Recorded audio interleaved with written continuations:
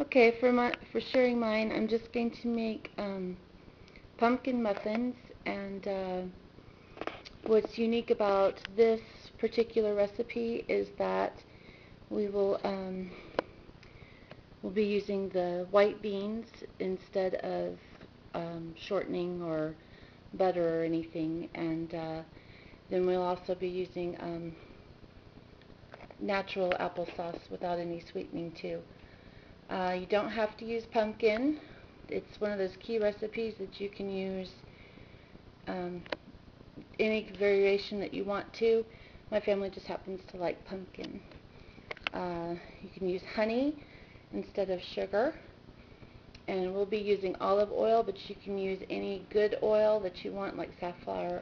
Probably not saying it right. Anyway, one of those other kinds of oils other than, the standard vegetable oil and that kind of thing. We'll be using spelt flour. You can see I need to refill my tub here. Spelt flour is nice, and I use it instead of wheat because it's easier on the little ones' stomachs. But you can use your wheat flour that you've ground up, or white wheat is really good for muffins and that kind of thing. And of course oats.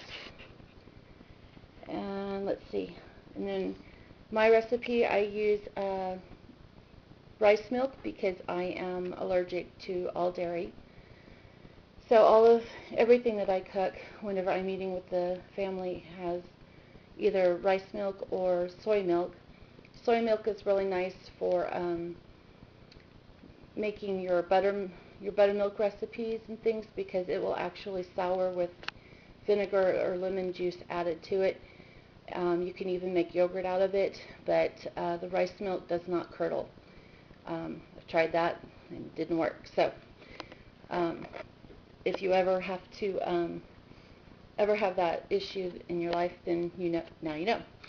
And I just put this on here because it doesn't go in the recipe, but it's nice to know that this is the only dairy-free margarine I have found on the market that is completely dairy-free. Smart Balance says that they're lactose-free, but they are not completely dairy-free. So if you ever have to cook for someone that has a milk allergy, you'll know what you can do.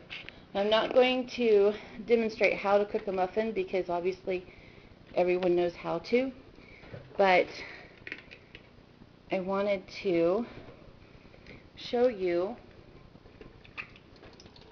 about the beans. Russ, can you come get the beans out of the bottom, please? White beans are interesting because cooked white beans you can make into this paste, and you can use it instead of shortening. And I'm really famous for, thank you, honey. I'm really famous for healthifying just normal recipes. And I've even done this with my mother's cornbread recipe, and the only side effect it had was that the consistency of the cornbread didn't crumble as much as normal cornbread. It kind of held together more like a cake thing. But with 4 kids under the age of 4, Russell said that was a bonus. So anyway, all you do is you put the whole can of beans in there, or if you're using your own beans that you cooked yourself, just make sure you get some juice in there.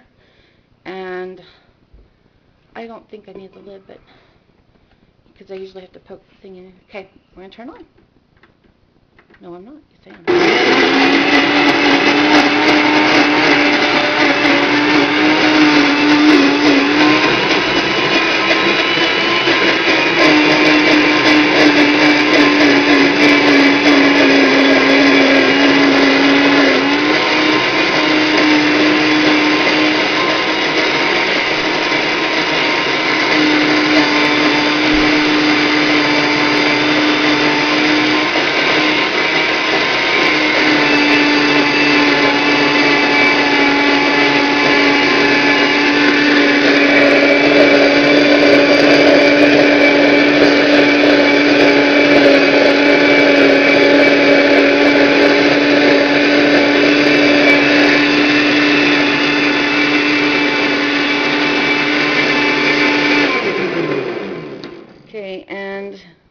you could see that, but it's kind of the consistency of a thick wallpaper paste.